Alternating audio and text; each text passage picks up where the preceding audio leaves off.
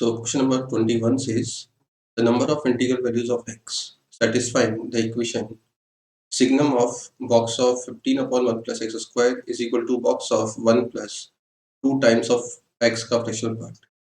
सो इस क्वेश्चन को सॉल्व करने के लिए सबसे पहले देखते हैं कि 2x का फ्रैक्शनल पार्ट, ये हमें पता है कि ये 0 से 1 होगा। किसी भी चीज़ का फ्रैक्शनल पार्ट जो होता है वो 0 से 1 होता है। अगर मैं इसमें 1 ऐड कर दूँ तो ये 1 से लेके 2 हो जाएगा।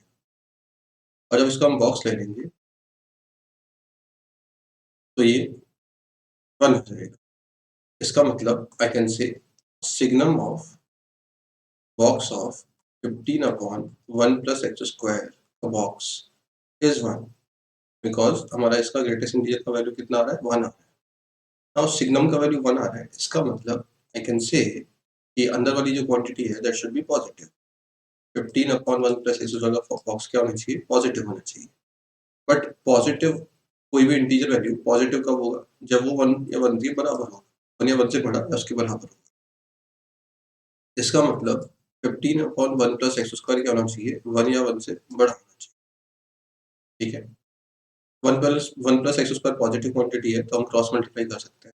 आई can say 1 plus x square should be less than equal to 1, x square should be less than equal to 14। तो इससे एक्स के इंटीजर वैल्यूज क्या क्या आ सकते हैं, इंटीजर वैल्यू -3 इसको सेटिस्फाई करेगा, -2 -1 0 1 एंड 2। कितने वैल्यूज आ जाएंगे हमारे पास, 3 भी सेटिस्फाई करेगा। तो कितने वैल्यूज आ जाएंगे, total 7 value. We have 7 values of x which will satisfy इस इन इक्वेशन। तो आंसर हो जाएगा ऑप्शन बी 7, राइट।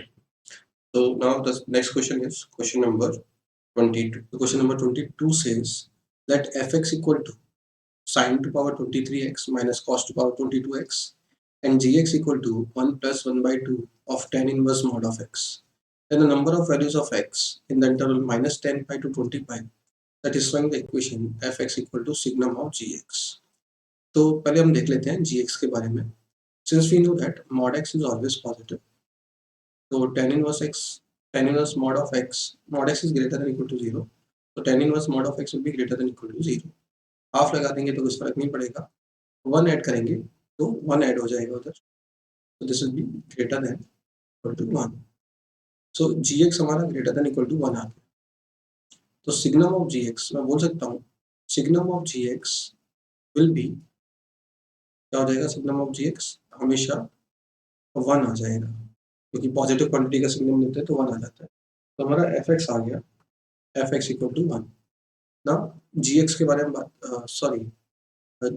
ये आ गया signum of gx equal to 1। हाँ, तो fx इक्वल टू 1 आ गया। अब fx क्या है हमारा, sin की पावर 23x माइनस cos की पावर 22x। अब ये 1 कब हो सकता है, तो sin की पावर 23x तो मैं बोल सकता हूँ 1 प्लस cos की पावर 22x। देखा जाए तो लेफ्ट साइड जो है वो हमेशा 1 या 1 से छोटी होगी और जो राइट साइड है वो हमेशा 1 या 1 से बड़ी होगी। इसका मतलब ये दोनों इक्वल तब हो सकते हैं जब sin की पावर 23x 1 हो जाए एंड cos की पावर 22x 0 हो जाए। cos 0 तब होगा जब ये π/2 का ऑड मल्टीपल होगा, और cos की पावर 23x 1 कब होगा, जब x हो जाए 4n + 1 π/2। तो क्या क्या वैल्यूज आ सकते हैं, जैसे मैं n को 0 से शुरुआत करता हूँ, तो π/2 5 π/2 9 π/2 लाइकवाइज, ठीक है। और मिनिमम वैल्यू के लिए मैं क्या करता हूँ, नेगेटिव रखते हैं, तो जैसे -1 रखेंगे तो दिस विल गो -3 π/2, ठीक है। उसके अलावा -2 रखते हैं तो -7 π/2, -3 रखते हैं -11 π/2, देन -15 π/2, ठीक है। तो हम कहाँ से कहाँ तक जा सकते हैं, -10 पाई से 20 पाई तक।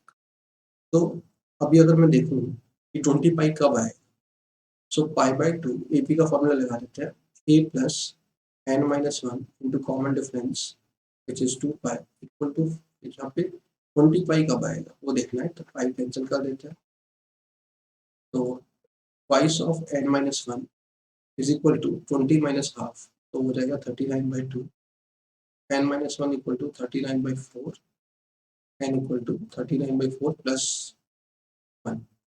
So n equal to 10 terms, ठीक है।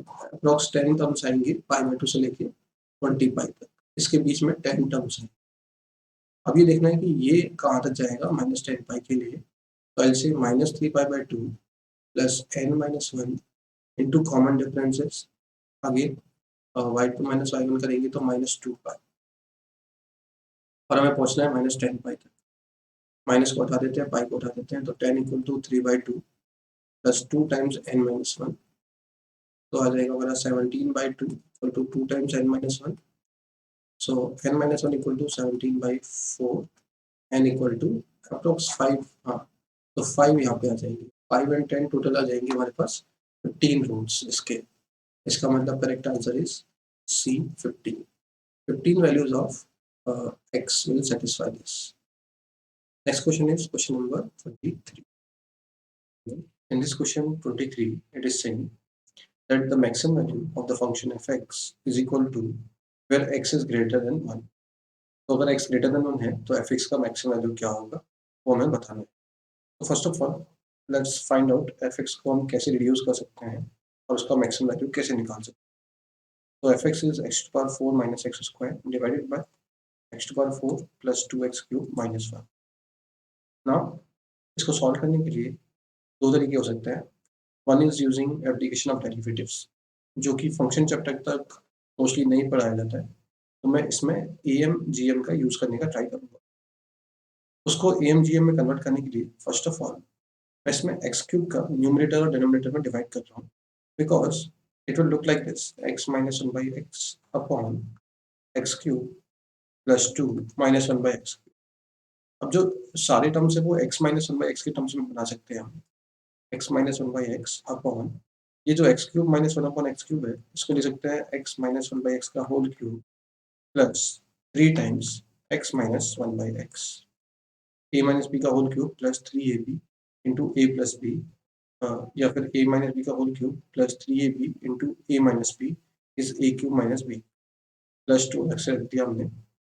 ना गिवन है कि x ग्रेटर देन 1 है, अगर x ग्रेटर देन 1 है तो मैं पक्का बोल सकता हूँ कि x माइनस 1/x जो होगा वो हमेशा पॉजिटिव होगा। x में से 1/x को सब्ट्रैक्ट करेंगे तो वो पॉजिटिव आएगा, because x is greater then 1। तो अगर x ग्रेटर देन 1 है और x माइनस 1/x पॉजिटिव है, तो ऐसा करते हैं कि fx को हम f ऑफ t बना देते हैं, वेयर t इज व्हाट, हम क्या करते हैं x माइनस 1/x की जगह इसको g ऑफ t बोल देता हूँ मैं, g ऑफ t बना देते हैं। g of t is what, t upon t³ plus 3t plus 2। ये कैसे आया, मैंने x माइनस 1/x को t अज्यूम कर दिया, I just assume x minus 1/x as t। तो उससे क्या होगा, ये g ऑफ t का एक फंक्शन बन गया। अब मैं t का नीचे और ऊपर डिवाइड कर देता हूँ, सो g ऑफ t क्या दिखाई देगा हमें, g ऑफ t दिखाई देगा t² प्लस 2/t प्लस 3। अब हमें इसका मैक्सिमम वैल्यू निकालना है, g ऑफ t का मैक्सिमम वैल्यू निकालना है, तो हम क्या करेंगे डिनोमिनेटर का मिनिमम वैल्यू निकालेंगे, मतलब t² प्लस 2/t का हम मिनिमम वैल्यू निकालने का ट्राई करेंगे। इसको मिनिमम निकालने के लिए मैं क्या करता हूँ, इसको 3 टर्म्स में ब्रेक कर देता हूँ, t², 1/t एंड 1/t। अब अगर इसमें am ग्रेटर देन gm लगाते हैं तो am is by 3 is greater then, इसका gm क्या आ जाएगा, t² into 1/t into 1/t power 1/3। तो ये यहाँ से क्या आ जाएगा, t² plus 2/t is greater than equal to 3।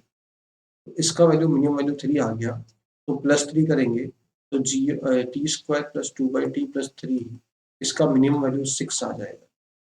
हमें निकालना था maximum value of g of t, तो जब हम इसका रिवर्स करेंगे 1/t² प्लस 2/t प्लस 3, तो उसका मैक्सिमम वैल्यू आ जाएगा 6। तो g ऑफ t का मैक्सिमम वैल्यू कितना आ गया 6, g of t was f of x, right. So the answer should B, sorry, g of t का मैक्सिमम वैल्यू आ जाएगा 1/6, बिकॉज हमने रिवर्स किया है, तो 1/6 हमारा मैक्सिमम वैल्यू आ गया, which is the value of fx also. So the answer should be, the maximum value should be 1/6. Option B. Option B. Then the next question is question number 24. So question number 24 में बोला गया है the sum of all positive integral values of a belongs to 1 to 500, for which the equation x³ plus x sorry box of x cube, box of x का whole cube plus x minus A is equal to 0 as a solution. इसको solve करने के लिए हम क्या करेंगे, अगर equation को हम नोट डाउन कर लेते हैं, बॉक्स ऑफ एक्स का whole cube plus x minus A is equal to 0। Now हमें ए की इंटीग्रल वैल्यू चाहिए और बॉक्स ऑफ एक्स इंटीजर है। अगर बॉक्स एक्स इंटीजर है, ए हमें इंटीजर चाहिए, तो ये तो पक्का है कि एक्स को भी इंटीजर होना पड़ेगा, करेक्ट। अगर एक्स इंटीजर है तो ऑब्वियसली बॉक्स एक्स का कुछ काम नहीं है, उसको एक्स क्यूब ही लिखना पड़ेगा। So x cube plus x minus a equal to हमें 0 लिखना पड़ेगा। तो आगे समझते हैं, बॉक्स ऑफ एक्स हमारा ऑलरेडी इंटीजर होता है, ए हमें इंटीजर चाहिए, इसका मतलब ओनली पॉसिबिलिटी इज कि एक्स को भी क्या होना पड़ेगा, इंटीजर होना। अगर एक्स इंटीजर है तो बॉक्स एक्स को हम एक्स ही लिख सकते हैं। So x cube plus x minus A is equal to 0। इसके हमें नंबर ऑफ सॉल्यूशंस बता के फिर हमें सॉल्यूशंस को ऐड करना है, ए के वैल्यूज को ऐड करना है। तो is a is x cube plus x. Now a का मैक्सिमम वैल्यू कहाँ से कहाँ, मतलब ए का मैक्सिमम वैल्यू कहाँ तक है, ए का मैक्सिमम वैल्यू है 500, मतलब उससे ज़्यादा हम नहीं जा सकते। नाउ एक्स को मैं क्या रखूँ जिससे मैं 500 से अंदर ही रहूँ, तो एक्स को मुझे पुट करना चाहिए 7, बिकॉज अगर मैं एक्स को 8 पुट करता हूँ तो ये बन जाएगा 8 क्यूब प्लस 8 विच एक्सीड 500। तो अब हमें क्या करना है, एक्स को 1 से लेके 7 तक पुट करना है and then we have to add them. So summation a values, all possible values of a will be summation x cube plus x equal to 1 से लेके 7 तक। तो summation x cube आ जाएगा 7 into 7 plus 1, 2 into 7 plus 1 मतलब 3, sorry. तो summation ये पता होना चाहिए कि summation r cube is n into n plus 1 by 2 का whole square, here r is going from 1 to n। तो summation x cube क्या आ जाएगा, 7 into 7 plus 1 by 2 का whole square plus summation r भी हमें पता होना चाहिए, that is n into n plus 1 by 2, r equal to 1 से लेके एन तक, तो it becomes 7 into 7 plus 1 by 2। ये कितना आ जाएगा, 56 बाई 2, 28 का whole square plus 20, that becomes 28 into 29, right. So 28 into 29 कितना आ जाएगा, आई थिंक 512 आ जाएगा, और चेक कर लेते हैं। सो 28 into 29 becomes 2 7 2 and then 56 2, sorry 812, is 812 not 512, 812 हो जाएगा।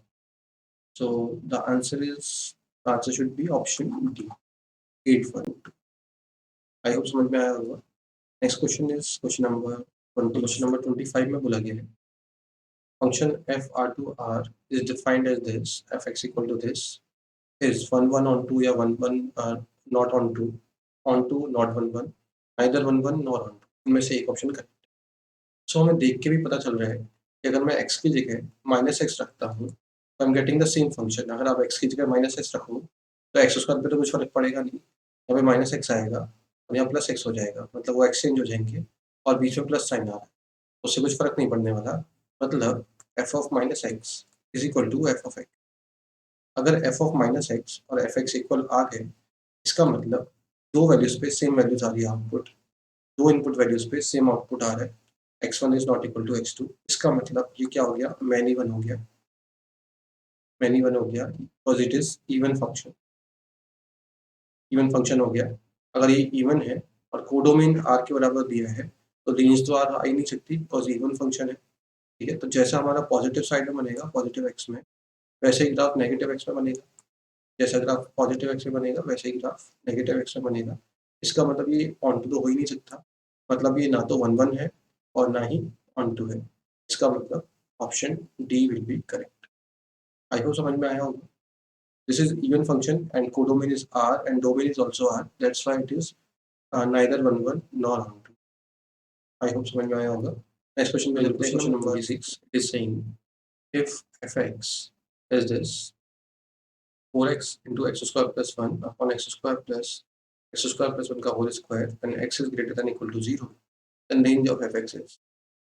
तो ऐसा क्वेश्चन हमने पहले भी किया है, आई थिंक 22 या 23 वाला क्वेश्चन था। तो fx ये दिया हुआ है हमें 4x cube plus 4x upon, अगर नीचे वाले को ओपन करेंगे तो हमें मिलेगा x⁴ प्लस 3x² प्लस 1, ऐसा कुछ दिया होगा। अगर मैं डिनोमिनेटर में x वाला डिवाइड करूँ, मुझे मिलेगा x² प्लस 1/x² प्लस 3, और न्यूमरेटर में अगर मैं x वाला डिवाइड करूँ तो मुझे मिलेगा 4 टाइम्स x प्लस 1/x। अगर हम इसको ऐसे लिख लेते हैं, 4x plus 1/x upon x plus 1/x का होल स्क्वायर प्लस 1। अगर मैं x प्लस 1/x को t मानता हूँ, x हमारा पॉजिटिव है तो t का value greater than equal to 2 आएगा, बिकॉज अगर am ग्रेटर देन m लगाते हैं पॉजिटिव नंबर पे तो t greater than equal to 2 आता है। तो हमारा एक फंक्शन आ गया g of t, f of x क्या बन गया, g ऑफ t बन गया, g of t is equal to 4t upon t square plus 1। फिर से अगर देखा जाए 4t upon t square plus 1 को t का नीचे डिवाइड करें तो t प्लस 1/t आएगा। Now t is greater than equal to, तो t प्लस 1/t का अगर ग्राफ देखोगे तो कैसा बनता है, अगर t greater than equal to 2 है, t का वैल्यू ऐसे जा रहा है, अगर t को 2 रखते हैं, हमारा मिनिमम वैल्यू क्या आता है इसका, t प्लस 1/t का मिनिमम वैल्यू आता है 2 प्लस 1/2, 5/2। तो इसका मिनिमम वैल्यू 5/2 है, ठीक है। तो इसका अगर मिनिमम वैल्यू 5/2 है, तो इसका मैक्सिमम वैल्यू क्या आएगा टोटल एफ का, एफ का मैक्सिमम वैल्यू आ जाएगा हमारे पास 4/5/2 which is 8/5। Maximum value will be 8/5 जब t का वैल्यू 2, जब x का वैल्यू 1 होगा, ठीक है। अब मिनिमम वैल्यू की बात करें तो मिनिमम वैल्यू तब आएगा जब t इनफाइनाइट को टेंड करेगा, राइट। t इनफाइनाइट को टेंड करेगा तो एफ 0 को टेंड करेगा, रेंज हो जाएगा 0 से 8/5, तो रेंज विल बी 0 to 8/5, ठीक है, 0 से 8/5। तो option C will be the correct. Next question is question number, तो in this question is saying fx हमें दिया हुआ है, फंक्शन दिया हुआ है fx, and they are asking the value of f(√3) का बॉक्स, f(√3) का बॉक्स मतलब ग्रेटेस्ट इंटीजर फंक्शन। अभी क्वेश्चन देख के भी हम बोल सकते हैं कि अगर x√3 है तो जो हमारा ये क्वांटिटी है बॉक्स के अंदर, that will be greater then 0 and less then 1, मतलब उसका जो बॉक्स है वो 0 होने वाला है। ये भी बॉक्स क्या होने वाला है, 0 होने वाला है। सारे बॉक्सेस क्या होने वाले हैं, 0 होने वाले हैं, क्योंकि वो 0 से 1 के बीच में है। 0 से 1 के बीच में जो बॉक्स होता है, उस 0 से 1 में क्वांटिटी का बॉक्स होता है, वो 0 हो जाता है। तो हमारे पास क्या बचेगा, हमारे पास क्या बचेगा, fx इक्वल टू, हमारे पास क्या बचेगा, यहाँ पे फ्रैक्शनल पार्ट ऑफ x, इधर भी फ्रैक्शनल पार्ट ऑफ x, सारे के सारे क्या हो जाएंगे, फ्रैक्शनल पार्ट ऑफ x हो जाएंगे। कितनी बार आएंगे, टोटल 100 टर्म्स दिख रहे हैं हमको, क्योंकि 99 है लास्ट में, 0 से लेके 99 तक 100 टर्म्स, तो 100 times fractional part of x। अगर बात की जाए f(√3) की, वो हो जाएगा 100 times special part of 1.732, so that is 100 times 0.732, and उसका हमें बॉक्स लेना है, मतलब 73.2 f(√3) आएगा, और इसका हमें बॉक्स लेना है, box of f(√3) will be 73. This will be the answer. Hello everyone. So in question number 28, it is saying let A be set of 1, 2, 3, 4. Four elements are there, 1, 2, 3, 4. Number of functions f a to a are there satisfying f of fx equal to x. तो ऐसे कितने functions होंगे जो f of fx को equal to x होंगे। तो हम दो सेट ले लेते हैं, set a and this is also set a, 1, 2, 3, 4 domain में, एंड को डोमेन में भी 1, 2, 3, 4। तो f of fx क्या होना चाहिए, x आना चाहिए। f of fx क्या आना चाहिए, x आना चाहिए। तो एक सिंपल तरीका ये है कि 1 के पास आउटपुट 1 आ जाए, 2 के पास 2, 3 के पास 3 एंड 4 के पास 4, तो एक फंक्शन ऐसा आ जाएगा। दूसरा तरीका क्या हो सकता है, 1, 2, 3, 4 और 1, 2, 3 और 4 को ऐसे मैच करें कि 1, 2 के साथ, 2, 1 के साथ, 3, 4 के साथ एंड 4, 3 के साथ। तो ऐसे कितने कॉम्बिनेशन आएंगे, 4c2 डिवाइडेड बाई 2, बिकॉज 2 क्या क्यों डिवाइड किया, क्योंकि रिपीटेशन हो रहा है इधर। अगर मैं 1 और 2 को चूज करता हूँ तो 3, 4 आपस में अपने आप चूज हो जाएंगे और आपस में इंटरसेलेक्ट हो जाएंगे, ऐसा हो सकता है। या फिर 2 3 के साथ, 3 2 के साथ, 1 4 के साथ, 4 1 के साथ, ऐसा भी हो सकता है। या फिर 1 3 के साथ, 2 4 के साथ, 3 1 के साथ, 4 2 के साथ। तो ऐसे 4c2/2 मतलब 3 वेज आएंगे। और क्या हो सकता है, ऐसा भी हो सकता है कि 1 2 3 4, 1 2 3 4, 1 1 के साथ, 2 2 के साथ, 3 4 के साथ और 4 3 के साथ। तो ऐसे आएंगे हमारे पास 4c2 तरीके। तो टोटल यहाँ पे आ जाएंगे 6। टोटल फंक्शंस आएंगे 1 + 3 + 6, total 10। Total functions will be 10, right? So these are the three cases possible, and total number of ways will be 10 functions or 10 ways. I hope समझ में आया होगा. Have defined all real numbers to all real numbers, and fx is given by m minus x when x is less than equal to 1, 2mx plus 1 when x is greater than 1. If the function is onto on R, onto मतलब इसका जो codomain है वही इसका range है, which is all real numbers, and the range of m की values क्या होंगे उसके बारे में कमेंट करें, जिससे कि इसका रेंज क्या आ जाए, all real numbers, minus infinite से प्लस इन्फिनिट। तो m के बारे में हम क्या कमेंट कर सकते हैं, अगर ग्राफ में देखा जाए, fx में देखा जाए, तो पहला है m minus x when x is less than equal to 1, इसका स्लोप -1 है, एक स्ट्रेट लाइन है। और दूसरा है 2mx प्लस 1, इसका स्लोप 2m है। मतलब दूसरे वाले जो पार्ट है उसमें स्लोप m पे डिपेंड कर रहा है। तो हमें इसमें केसेस बनाने चाहिए कि स्लोप पॉजिटिव है या स्लोप नेगेटिव। तो क्या क्या केसेस बन सकते हैं m के ऊपर, अगर m पॉजिटिव हुआ, अगर m पॉजिटिव हुआ और हमें रेंज ऑल रियल नंबर्स लेके आना है, तो ग्राफ कैसा बन सकता है देखते हैं। यहाँ पे है x इक्वल टू 1, 1 पे m माइनस एक्स की वैल्यू आएगी m माइनस 1, और डिक्रीजिंग ग्राफ है ऐसा कुछ, m माइनस 1।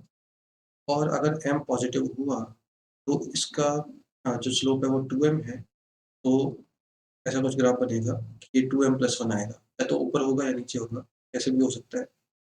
तो हम कोई भी ग्राफ बना लें m की किसी भी पॉजिटिव वैल्यू के लिए, इसका रेंज ऑल रियल नंबर नहीं आएगा।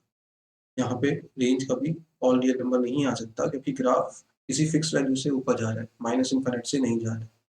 तो no such value of m for विच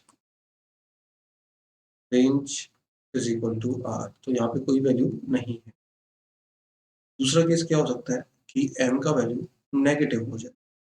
अगर m का वैल्यू नेगेटिव हुआ, अगर m का वैल्यू नेगेटिव हुआ, तो 2mx प्लस 1 का स्लोप नेगेटिव हो जाएगा।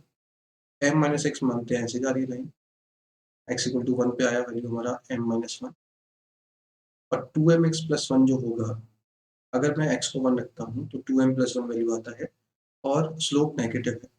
अगर स्लोप नेगेटिव है तो लाइन कुछ ऐसे जानी चाहिए, और ये वैल्यू आएगी 2m प्लस 1। अब ये रेंज r दिख रहा है, ये तभी दिख रहा है जब 2m प्लस 1 का वैल्यू बड़ा है m माइनस 1 से या उसके बराबर है। अगर 2m प्लस 1 नीचे चला गया m माइनस 1 से, तो रेंज ऑल रियल नंबर नहीं आएगा। इसका मतलब m should be greater than equal to -2 and less than 0, right. और अगर m 0 हुआ तो भी हमारा रेंज r नहीं आएगा। तो answer should be -2 to 0। Option B is the correct. Next question is question number 30 में क्या बोला गया है। Question number 30 says that fx equal to this, fx function दिया हुआ है and fx is an odd function, then the value of lambda plus mu. Odd function दिया हुआ है, अगर fx ऑड फंक्शन है तो हम बोल सकते हैं कि f of minus x is equal to minus of f।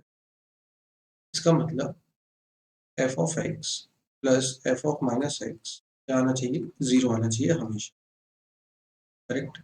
अब देखते हैं इस फंक्शन में, ये देखा जाए, ये है हमारा let's say fx, the first function is fx for x less than equal to -5। अगर मैं इसके corresponding f of minus x निकालता हूँ, तो मुझे मिलेगा f of minus x equal to, हमारे पास क्या मिलेगा, ऑफ माइनस एक्स। अब माइनस एक्स क्या हो जाएगा, उसका जो रेंज है वो ग्रेटर देन 5 हो जाएगा, तो माइनस एक्स में मुझे एक्स यहाँ रखना पड़ेगा। This will be f of minus x 3 minus x square. So अगर मैं देखा जाए इन दोनों का एडिशन वो 0 आ रहा है। सिमिलरली अगर मैं देखूँ कि अगर मैं एफ एक्स को एक्स प्लस लैम्डा लेता हूँ, एंड x इज -5 टू -1। अगर मैं f ऑफ -x निकालना चाहता हूँ तो -x 1 से 5 होना चाहिए। तो f ऑफ -x क्या आएगा? अगर इसमें देखा जाए, ग्राफ में देखा जाए, तो x प्लस 6 दिया है fx का वैल्यू, तो f ऑफ -x क्या आएगा? -x plus 6। इन दोनों को ऐड करने से 0 आना चाहिए, मतलब लैम्डा प्लस 6 0 आना चाहिए, लैम्डा का वैल्यू -6। सिमिलरली आगे देखा जाए तो इसको हम 2 पार्ट्स में ब्रेक कर सकते हैं। जब x -1 से 0 है और जब x 0 से 1 है, तो -1 से 0 में fx क्या आएगा? म्यू -7 -1 से 0, अगर x है मतलब 0 से छोटा है तो 1 माइनस एक्स जो है पॉजिटिव आएगा, तो 1 माइनस एक्स, और ये 1 प्लस एक्स जो है that will also be positive. ये हो जाएगा 2 इंटू म्यू माइनस 7। तो एफ ऑफ एक्स आया हमारा 2 इंटू म्यू माइनस 7। अगर मैं 0 से 1 में देखता हूँ तो म्यू माइनस 7 0 से 1 में क्या होगा? This will B positive 1 minus x, और 1 प्लस एक्स ये भी क्या हो जाएगा? पॉजिटिव हो जाएगा। करेक्ट? तो 1 प्लस एक्स भी पॉजिटिव हो गया, तो ये आ गया 2 इंटू म्यू माइनस। सो होगा क्या? हमारा क्या हो गया? एफ ऑफ माइनस एक्स भी क्या आ जाएगा? 2 इंटू म्यू माइनस 7। तो इन दोनों का जो एडिशन है दैट शुड बी 0, मतलब mu minus 7 equal to 0। Mu का वैल्यू कितना आ गया? 7 आ गया। लैम्डा का वैल्यू -6 आ गया। करेक्ट? तो लैम्डा -6 आ गया और म्यू 7 आ गया। इसका मतलब इन दोनों का एडिशन क्या आ जाएगा? लैम्डा प्लस म्यू आ जाएगा 7 minus 6 which is equal to 1। The correct answer is option A 1। इसको दूसरे तरीके से भी कर सकते हैं, by looking at the symmetry, looking at the symmetry about origin, क्योंकि ऑड फंक्शन जो होता है वो ओरिजिन के अबाउट क्या होता है? सिमेट्रिक। तो उन दोनों का एफ एक्स और एफ ऑफ माइनस एक्स का एवरेज क्या आना चाहिए? 0 आना चाहिए। तो उस तरीके से भी हम कर सकते हैं। Next question is question number 11। In question number 31, they are saying set A consists of 6 different elements, set B consists of 4 different elements. The number of mappings which can be defined from the set A to B, which are surjective. Surjective का मतलब है हमें on to functions का बारे में बताना है कि कितने functions होंगे। So we have set A which is 1 2 3 4 5 6, let's say 6 elements है, और सेट बी में लेट्स से 4 एलिमेंट्स है ए बी सी डी। तो मैं 1 और ये सबसे मुझे ऐसे फिल करना है, ऐसे मैच करना है बी के एलिमेंट्स को सच दैट सारे के सारे एलिमेंट्स फिल हो जाए। राइट? सारे के सारे हमारे एलिमेंट्स क्या हो जाए? फिल हो जाए। ठीक है? सो हम कैसे कर सकते हैं इसको? हमें करना क्या है कि हमारे पास 6 चीज़ें हैं। Let's assume we have 6 chocolates and 4 boxes. ठीक है? सारे के सारे बॉक्स फिल होने चाहिए, कोई भी खाली नहीं रहना चाहिए। No box should be empty. So we have 4 boxes A, B, C, and D, and we are filling the things 1, 2, 3, 4, 5, 6, और 6 chocolates named 1, 2, 3, 4, 5, 6। तो अब कैसे हम चॉकलेट्स को रख सकते हैं? या तो मैं एक एक एक और 3 चॉकलेट्स ऐसे रख दूं, या फिर मैं एक एक 2 एंड 2 ऐसे चॉकलेट्स को रख दूं। तो number of arrangements in first case will be 4 factorial, sorry total 6 things we have 6 factorial.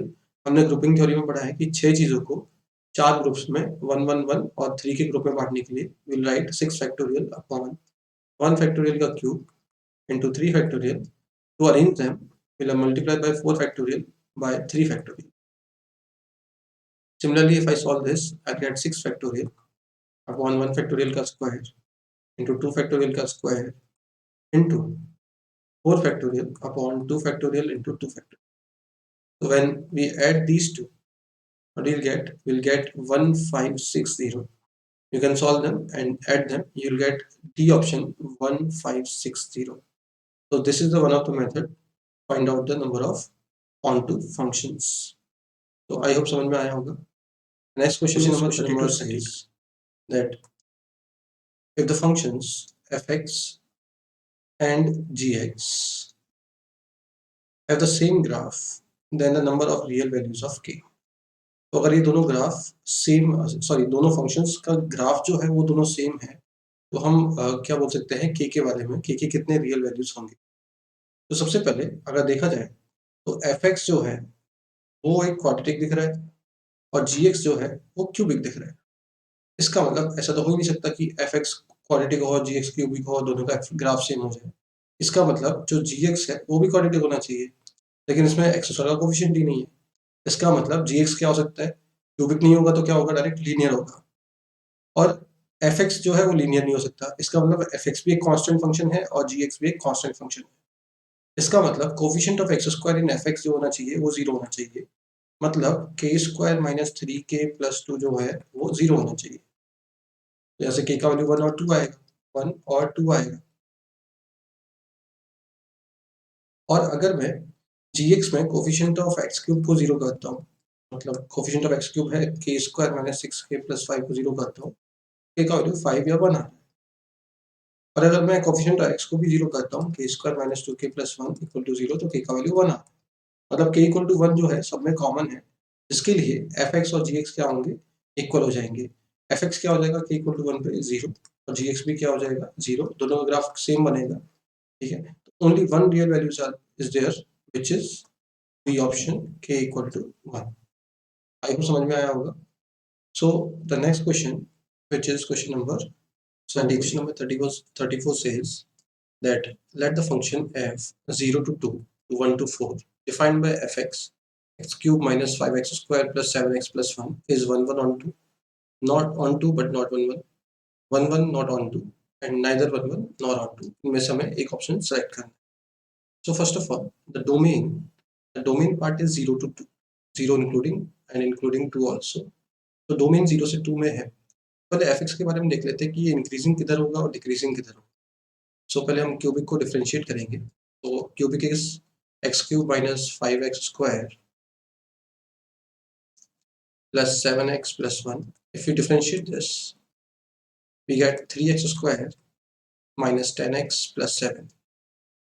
इसके दो फैक्टर्स मुझे नजर आ रहे हैं, थ्री एंड सेवन। तो three x seven x plus seven, just take 3x common, you'll get x minus 1. Take 7 common, you'll get x minus 1. So we got two factors, x minus 1 and 3x minus 7. अब ये जो 3x minus 7 है, इसका critical point 2 से बड़ा आ गया। इसका मतलब x is 7/3 is greater than 2. That means हमें वहाँ पे चेक ही नहीं करना पड़ेगा। If I draw a number line, I'll mark 1 at 7/3. You get plus, minus, plus. This is sign of f dash x. It means from minus infinite to 1, function increasing है, उसके बाद decreasing है और फिर increasing. तो 0 से 2 में क्या होगा, 0 से 2 में 0 से 1 तक तो इंक्रीज करेगा और 1 से 2 तक डिक्रीज करेगा। तो अगर मैं ग्राफ बनाना चाहूँ, 0 पे वैल्यू 1 आ रही है तो 0,1 से ग्राफ शुरू होगा। 1 पे वैल्यू 1 माइनस 5 माइनस 4 प्लस 8, 4 आ रही है। 1 पे वैल्यू 4 आ रही है, तो ये 1,4। एंड अगर फाइनली 2 पे वैल्यू बनाना चाहे, पर ये इंक्रीज होकर डिक्रीज होने वाला है, लेकिन 2 पे वैल्यू क्या आएगी वो देख लेते हैं। तो एफ ऑफ 2 कितना आएगा, 8 minus 20 plus 14 plus 1. So that will give us 15 minus 12, that is 3. So 3 value आ रही है 2 पे। इसका मतलब जो हमारा रेंज है that becomes from 1 to 4, that is equal to codomain. तो इसका रेंज क्या है, 1 से 4 ही आया, जो कि कोडोमेन के बराबर है। तो ये ऑन टू फंक्शन हो गया, बट ये 1 1 नहीं है क्योंकि ये मैनी 1 है। x के दो वैल्यूज पे y के सेम वैल्यूज आ रहे हैं, so not 1 1 but it is onto. Range और कोडोमेन क्या हो गया, इक्वल आ गया। तो ऑन टू तो है बट 1 1 नहीं है। इसका मतलब option B should be the correct answer. I hope समझ में आया होगा। Next question is question number 35 says that fx equal to mod of x minus 2, that fx equal to mod of x minus 2 and gx is f of f। ये n times हो रहा है। if the equation gx equal to k where k is belonging to 0 to 2 has eight distinct solutions, then value of n is equal to 8 solutions है gx equal to k के, where k is varying from 0 to 2, कुछ भी number हो सकता है k 0 से 2 में। तो अगर हम ग्राफ की बात करें, एफ एक्स का ग्राफ, तो एफ एक्स का ग्राफ कैसा बनेगा, mod of x minus two will be starting from 2,0, जो नॉन डिफरेंशियबिलिटी वाला पॉइंट है वो 2,0 पे आएगा, और कुछ ऐसा हमारा mod of x minus to बनेगा। अगर मैं बात करूँ एफ ऑफ एफ एक्स की, तो अगर एन का वैल्यू 1 होता, सिर्फ एफ एक्स होता, तो ये पॉइंट है 0,2, तो उसके बीच में अगर मैं y इक्वल टू के लाइन ड्रॉ करता हूँ, तो हमारे पास दो सॉल्यूशन आते हैं। हमें दिख रहा है कि हमारे पास दो सॉल्यूशन आते हैं। अब वहीं पे हम बात करें एफ ऑफ एफ एक्स की, तो एफ ऑफ एफ एक्स करने के लिए हमें क्या करना पड़ेगा? पहले एफ ऑफ एफ एक्स है हमारे पास mod of x minus two. तो पहले mod of x minus two बना लेते हैं, वो हमने बना रखा है। उसको 2 से नीचे की तरफ शिफ्ट करना है, मतलब कुछ ऐसा ग्राफ जाएगा।